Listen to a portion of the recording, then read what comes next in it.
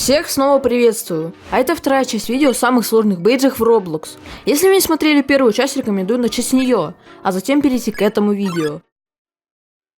А в этом видео я дополнил список сложных бейджей, и также взял некоторые бейджи по вашим рекомендациям. Сразу хотел бы сказать, что Slap Battles я вставлять не буду. Серьезно, примерно 10% комментариев касаются Slap Battles, и почти каждый об асфальте с робом, получение перчатки детонатора или Meet the Snow.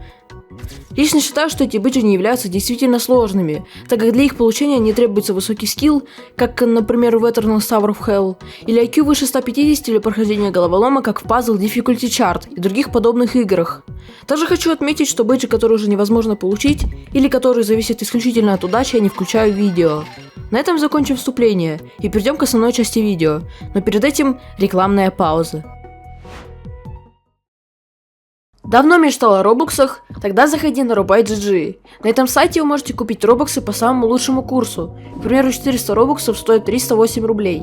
Robuy.gg имеет множество положительных отзывов, а значит им можно доверять. А еще на Robuy.gg вы сможете получить робоксы бесплатно. Делись с друзьями своим промокодом и получай робоксы с первой покупки друга. Также сейчас на сайте проходит масштабный розыгрыш на 300 тысяч робоксов. Не упусти возможность принять участие и выиграть кучу робоксов, выполнив простые условия для участия. Лето в самом разгаре, самое время действовать. Лови волну удачи этим летом, ведь жаркие призы уже ждут своих победителей. Покупай робоксы дешевле, чем где-либо. Лучший курс на рынке, моментальная отправка робоксов после оплаты, круглосуточная работа сайта. Все это на Robuy.gg. Ссылка на сайт будет в описании. Первая ачивка находится в регриватор и называется 500 Floor Streak. Я хотел добавить ее еще в первой части видео, но на тот момент ее, к сожалению, нельзя было получить. Сейчас эта возможность появилась, и, как следует из названия, для получения бейджа нужно пройти 500 этажей подряд без смертей. Вообще, один из комментаторов напомнил мне про этот бейдж, порекомендовав бейдж 100 тысяч этажей в той же игре, для которого нужно просто в общей сложности пройти 100 тысяч этажей. Однако я решил включить бейдж только за комбо этажей, так как он сложнее и интереснее, чем бейдж, для которого требуется просто огромное количество времени. Ну а так оцениваю я сложность этого бейджа на 6 из 10. Оценка немного снижена, так как в регриватор появилась возможность сохранять прогресс этажей подряд и уходить из игры в любой момент. Активная длительность получения бейджа составляет 16 часов, что добавляет ему 9 баллов по этому критерию. Награды, как обычно, нет. Вторая ачивка – W-Rank в Deep Walking. Некоторые комментаторы просили включить ее в видео, ведь для ее получения нужно сделать перерождение, имея 441 эхо, валюту, которая дается за выполнение определенных действий в игре, таких как ловля рыбы, убийство боссов, получение различных предметов и другие. Чтобы набрать 441 эхо, необходимо выполнить абсолютно все действия, при этом пройдя игру на всех модификаторах, исключая Wall of Thorns и Glass Bones. Надеюсь, я все правильно понял. Игроки Deep Walking, поправьте меня, если я ошибаюсь. Сложность оцениваю на 5 из 10. Длительность около 5 часов, если вы отточили все навыки игры до идеала и предварительно несколько раз проходили игру, поэтому W-Rank получает еще 7 баллов по времени. Вознаграждения нет. Foolish. Ачивка в Randomly Generated Droids. В данной игре вам приходится играть за разные классы и проходить разные миры, попутно убивая мобов и покупая новые классы. Здесь для получения ачивки Foolish вначале вам нужно будет получить сам класс Foolish. Для этого вы должны найти маленький камешек, расположенный где-то на карте. После вы должны поговорить с ним и начать мини-игру, где за 30 секунд вам нужно собрать 31 камень, на который вас будет направлять стрелка возле вашего персонажа. За каждый поднятый камень дается по 5 секунд, так что выполнить это будет несложно. После прохождения мини-игры вы получаете новый класс. Экипируя его, вы запускаетесь в игру, и теперь вам предстоит пройти игру на 15 восхождении. Точно, перед этим вам нужно будет его открыть, попутно проходя каждое восхождение, состоящее из 100 комнат, и добираясь до 15-го. Хорошо, что делать это можно на любом другом удобном классе. А теперь про сам класс Foolish. На нем у вас имеется только одно максимальное хп, а зеркальное управление, возможность использовать только оружие, играть в одиночку.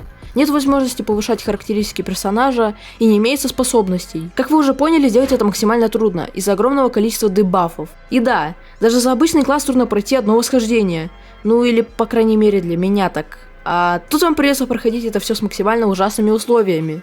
Исходя из данной информации, сложность я оценю на 9,5 баллов из 10. Длится прохождение 15-го восхождения около 30 минут, поэтому плюс 3 балла за длительность. Насчет наличия награды я не уверен, ибо информации об этом нигде не смог найти. Но если вы все же что-то не знаете, то напишите в комментариях, будет интересно почитать. А пока 0 баллов. Четвертая ачивка. Final Boss в игре Strange Place. Для получения бейджа нужно победить арбуза, убийство которого занимает 2 часа из-за огромного количества хп. Прикрывается это тем, что он ничего не сможет вам сделать, конечно, если вы не подпустите его к себе. Открывается мутированный арбуз после убийства Лунатик Кинга, который в свою очередь помимо большого хп имеет множество различных атак, наносящих значительный урон. Лунатик Кинг открывается после убийства Форготтен Кинга. На этот раз Форготтен Кинга доступен к убийству сразу, и чтобы его заспавнить, вам нужно убить неизвестного, а появляется он, если прикоснуться к красной сфере в игре. То есть, чтобы получить эту ачивку, нужно пройти 2 легчайших босс-файта, и самый сложный за всю историю видеоигр. Это я сейчас говорю про арбуза. Сложность оценивана на 8 из 10, длительность на 4 из 10, награды нет. 5-я ачивка. Midnight Illusion 3. Фросумания. Смесь Friday Night Funkin' и Осо. В данной игре существует множество песен, разных сложностей. Для бейджа нужно пройти все песни на самые сложные сложности, на S-ранг. S-ранг получается, если пройти песню как минимум на 95% аккуратности. Как вы уже понимаете, сделать это нереально сложно. Получили данные бейджи только истинные задроты, а именно всего 51 человек. Поэтому сложность оцениваю на 10 из 10. Длительность на 7 из 10. В качестве награды ничего нет.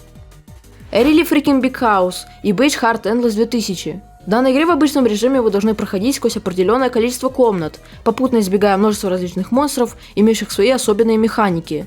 Также в плейсе существует режим Endless с разными сложностями. Как несложно было догадаться, для бейджа вам нужно пройти 2000 комнат в Endless режиме на высокой сложности. Хотел бы дополнить, что на харде у монстров появляются новые способности, которые идеально сотрудничают друг с другом. К примеру, Висп. Призрак, который ходит через стены, теперь накладывает на игрока дебаф слепоты. Либо же Purple Guy, который накладывает на вас маску Фредди. И когда вы слишком быстро поворачиваетесь на него, либо слишком долго бежите, то он постепенно наносит вам дополнительный дамаг.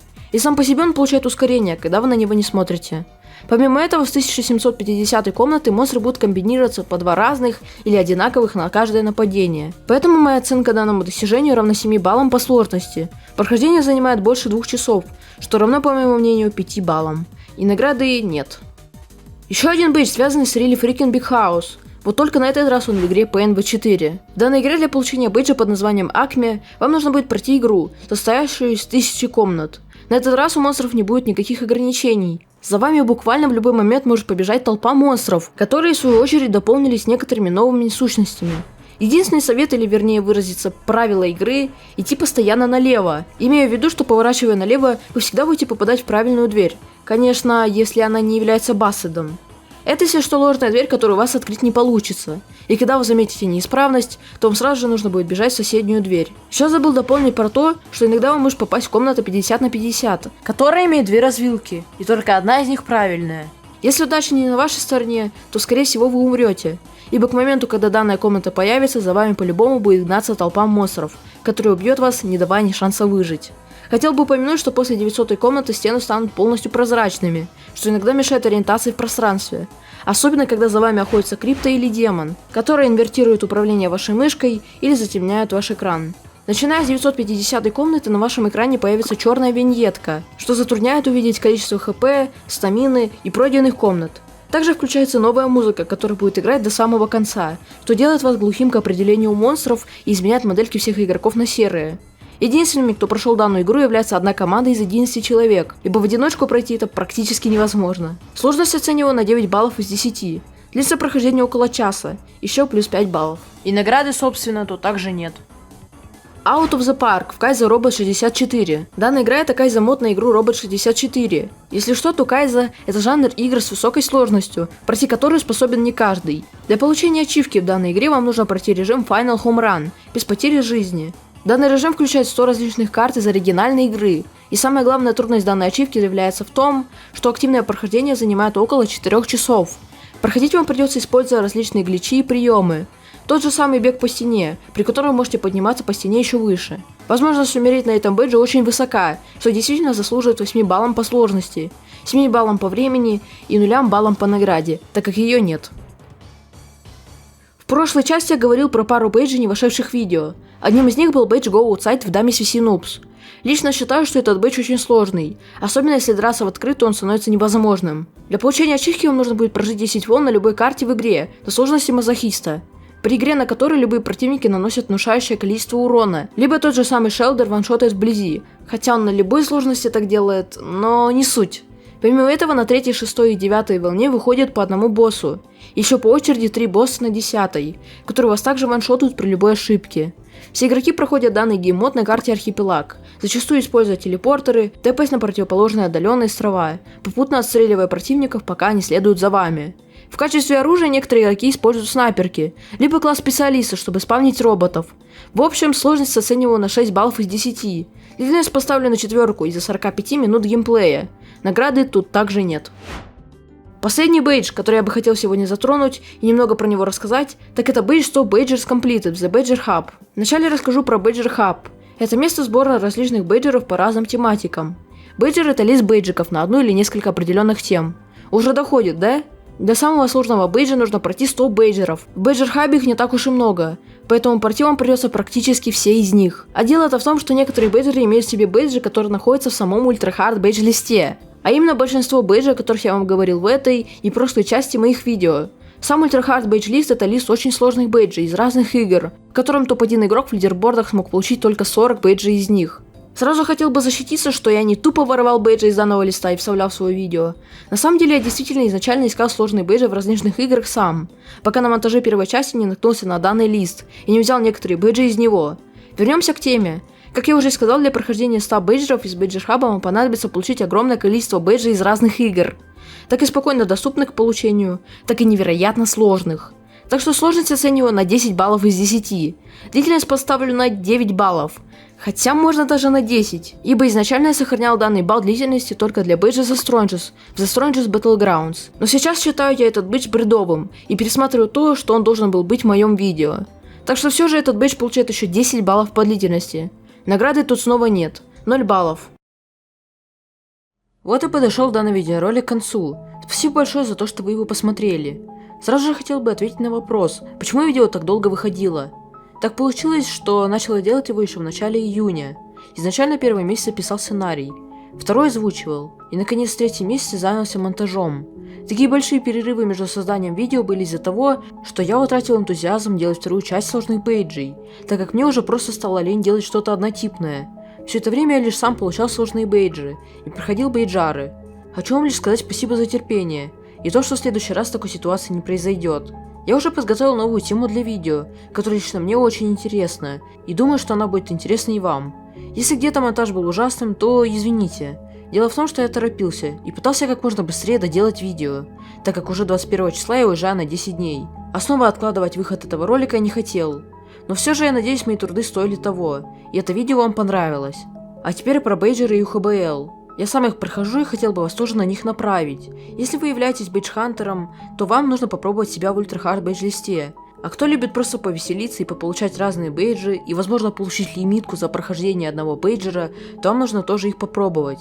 Пишите в комментариях, если хотите увидеть стрим, где я лично буду получать сложные бейджи с подписчиками. А вы не забывайте заходить в мой телеграм-канал, чтобы не пропускать новости, в которых я говорил, почему не выходят видео, данный прогресс монтажа и другие важные части моей жизни. Также на 50 подписчиков в телеграме я делаю розыгрыш на робоксы, так что заходите. А я желаю вам удачи и до новых встреч.